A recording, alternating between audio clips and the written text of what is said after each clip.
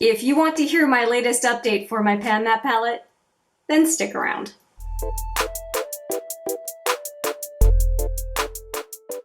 Hi there, it's Hélène, and yes, I am so serious about this palette that I could not wait a full month before doing an update. Seriously. This is my Pan That palette. It was my Pan That palette for 2019, and I am carrying it over, I guess it's been a while now, 6 months of carrying it over to 2020. And yeah, I have some interesting progress, and I am very happy to be filming this today because I've been itching to talk to you about it. So let me just take out the brush. Smashbox Matte Exposure is the palette. Here is the brush. And I'm having to put the brush in when I weigh it because otherwise the palette just tilts and falls over. I'm not quite sure what I'm going to do next update because it's teetering and it just wants to fall over every time I film or take pictures of it on the scale. Okay, so what do I want to talk about first? I am going to talk about this guy, the shadow itself. So what I want you to see is that little bit of pan that I have now in the wheat color, which is the big pan that I repressed because there was a big hole in the middle last update, and I don't like to mess up my brushes. I have definitely used a lot of wheat. You can see in the pan that there's a lot of wear, and I'm super happy about that. The next one I want to talk about is right next to wheat, and it is the Franken shadow. And I've had a couple of questions on, hey, how did it work? How is it going?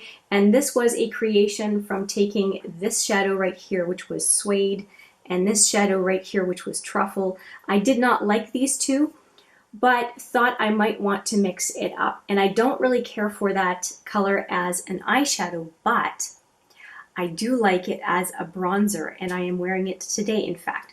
So you'll see that there's not a huge amount of wear, but it is there in the middle, and I'm using a fluffy brush, and I'm taking some of the powder, putting it on my hand, and then going from there and bronzing, because eyeshadow is a lot more pigmented than face products, and there's a reason. You want face products to be a wash of color, whereas eyeshadow you want to really show up, usually anyway. I certainly do.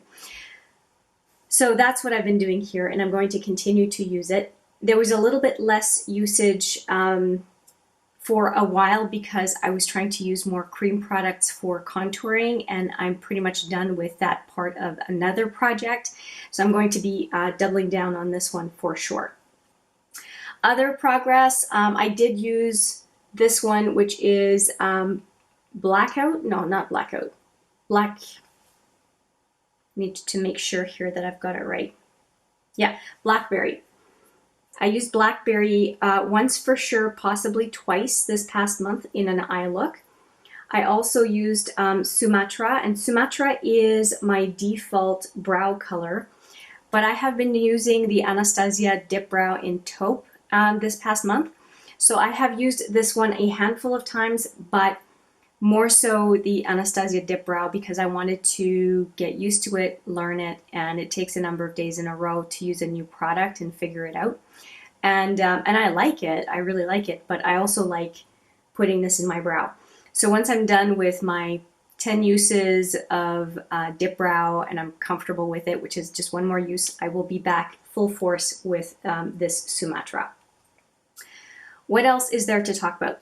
I did not use at all these two because I am focusing on wheat right now, and I really would like to get wheat finished and then worry about another one of the lighter colors. And I use wheat every single time I do my eyeshadow because it is my powder to set my primer before I go in with any other color. So I have wheat on my eyes today as the base color, the clean canvas, in order to build a look from.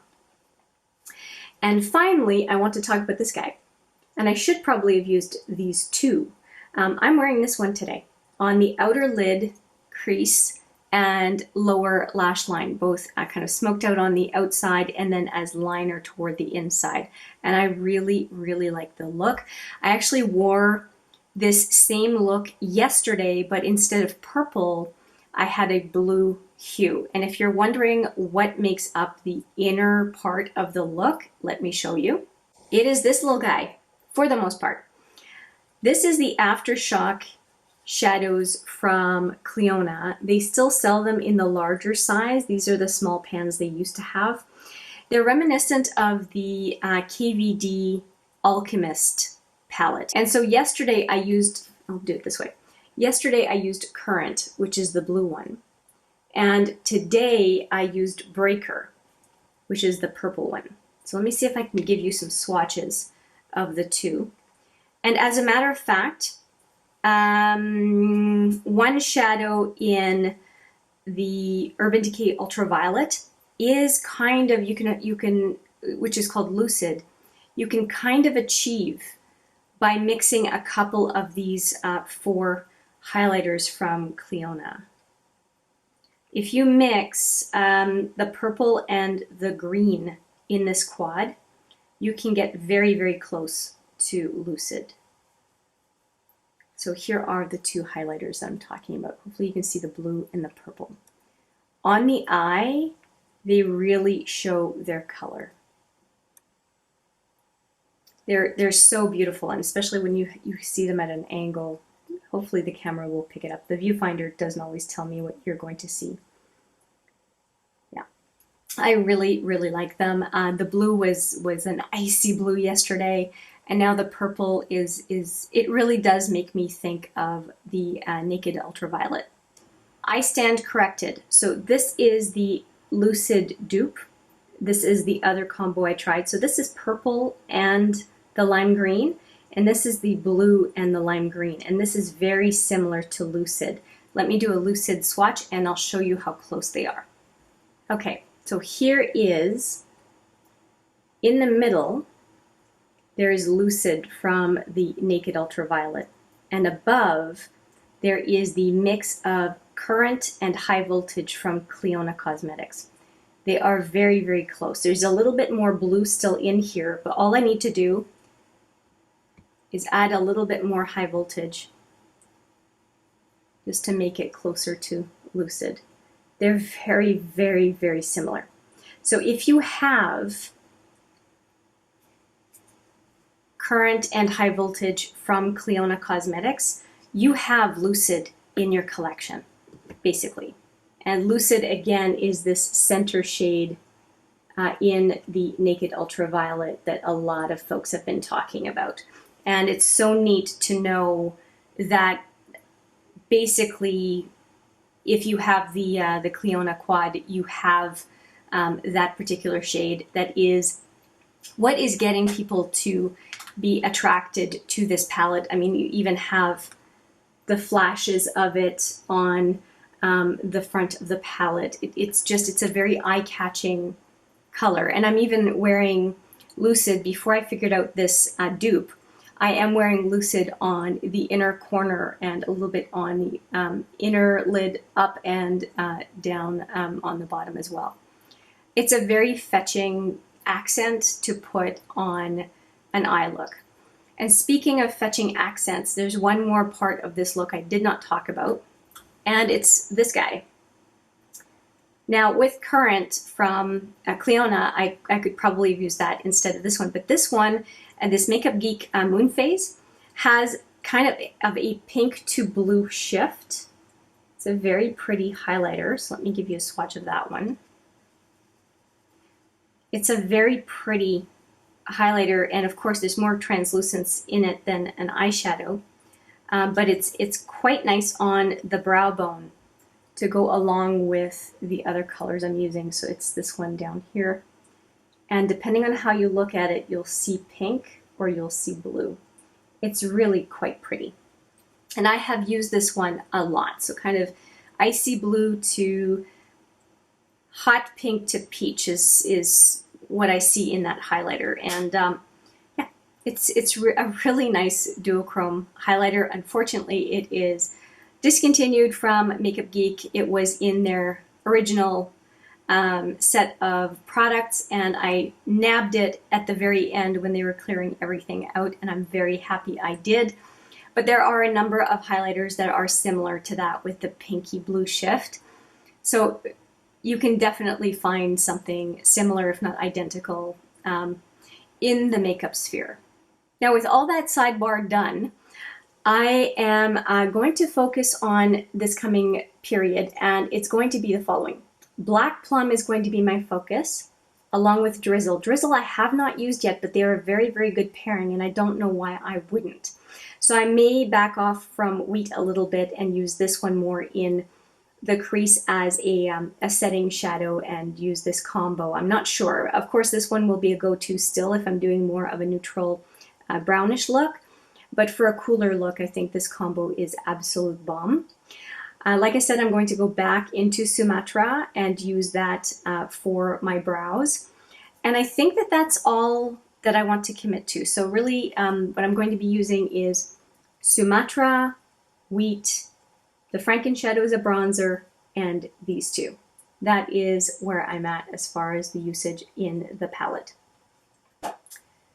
Now, do you want to know how much progress I've done, not just visually, but weight-wise?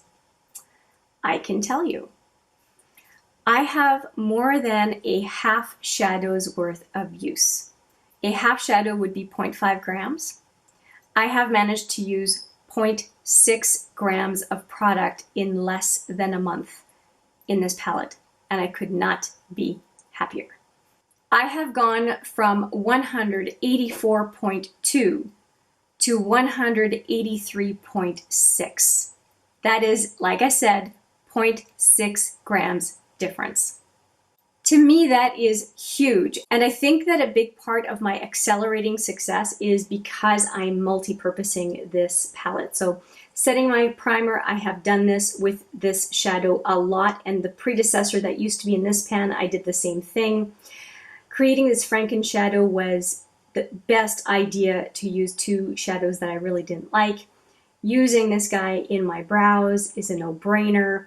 And now for cool looks, not just cool looks isn't interesting, but cooler toned looks, I think that this combo, which I've been avoiding, is now of interest to me because it's not neutral browns. It's just a different experience with the same palette. So I'm really, really happy about where this palette is, and I think you can tell. So I will quit talking at this point and let's take a look at progress pictures, and we'll wrap it up at the end.